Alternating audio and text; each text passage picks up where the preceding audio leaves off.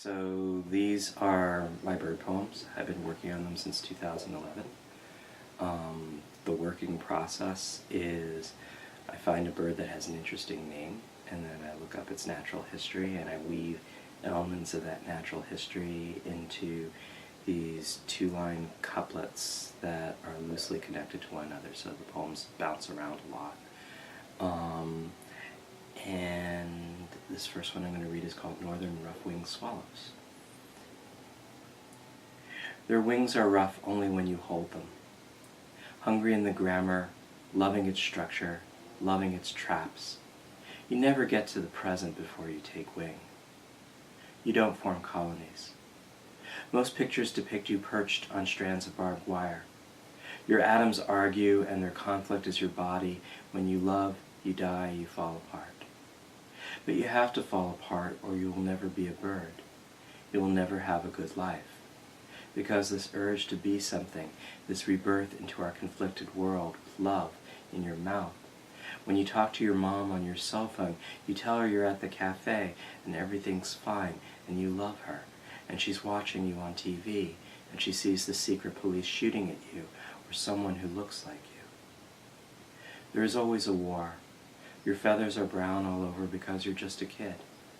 You tell me so, and you're working that hard on becoming, offering up this loving sound, that told you so beat, those short, relatively low-pitched, rising brute or jour notes.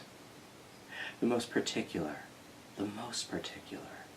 finally getting to be articulate as you get old enough to shed yourself. Sheltering in holes, foraging wherever, always a boy, nimble and boyish, telling your mom you're okay.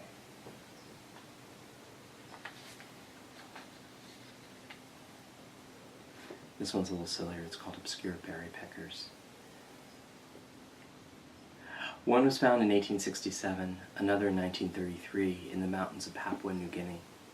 They gave money to 3 of your popes. None of them got blessed, so they proclaimed, "May your cities swallow you whole-bodied and spit out your pretty hats upon the bourgeoisie. May you forage in loneliness your fruit and small invertebrates, hover-gleaning like the rest of us berry peckers." Since the species is patchy and localized in occurrence, it gets overlooked. One could be behind you right now. As your tongue forgets, it lives in your mouth, so you forget what surrounds you. 600 more popes, radiating fatherliness but still somewhat skittish among small children, ventured forth into the forests, disturbing the ecosystem with their lumbering activities. They declared unto the berry peckers, "You're allowed to stuff your face with all the bugs you can catch. You may thrive in degraded habitats, for you understand it differently from the way we do." And the obscure berry peckers refused to come out of hiding, but their delegates said, "We were here first. It is you who require our dispensations. Neither silence nor wages will bargain us. We are post-capitalist birds." All the mirrors show a healthy you, which seems a stranger to you. Be widespread, cryptic only to those unwilling to love you. Okay, I'm sorry, which is what all the popes are only able to say anymore. Everyone gets their own pope these days, which is annoying.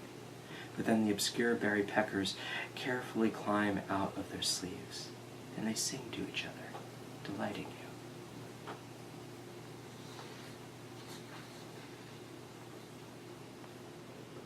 This one's called Orange-Crowned Fairy Wrens.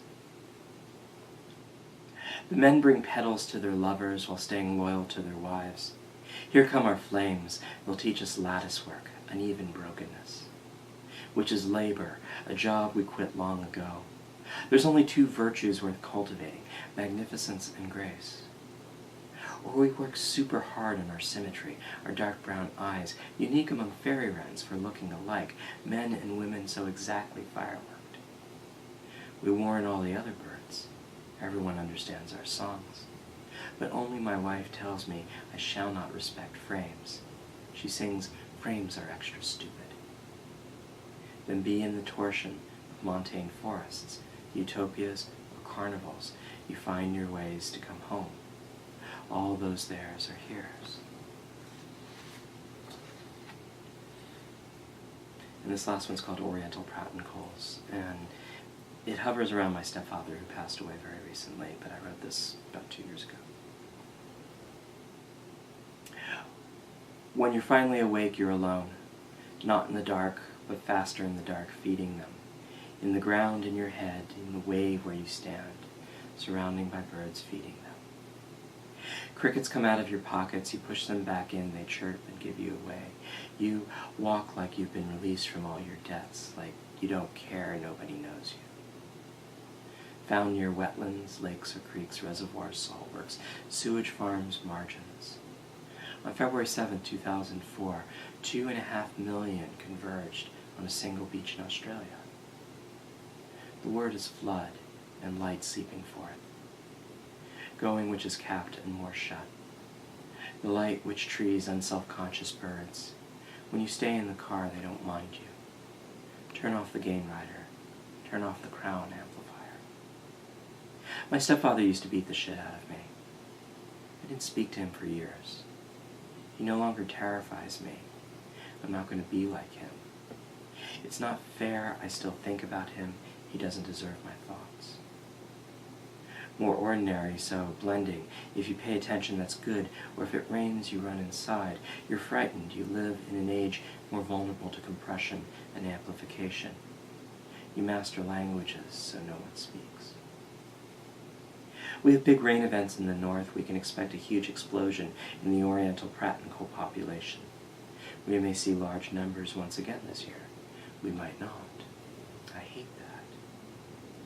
It's miraculous because it's fancy, the ability to choose, to take pleasure in choosing, and you increasingly value that aspect of your imagination. Often crepuscular, delights in eating crickets, like smoke, nesting after grass fires, getting up or standing, but not good at lying. Sitting up is okay. You won't try out my hats. He's still alive and you won't wear my hat. I hate that too. Released from their pronouns, from expectations of self, spread out among the Indian and Pacific Oceans, somehow all of them get the same idea, to show up at the same place at the same time.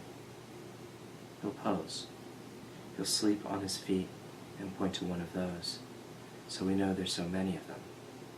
He'll say, after you're dead, you can't remember pain. Of course I can, I say. He says, you can't. We argue. I punch him in the face. He just stares like he doesn't know who I am. It's easier to write about birds.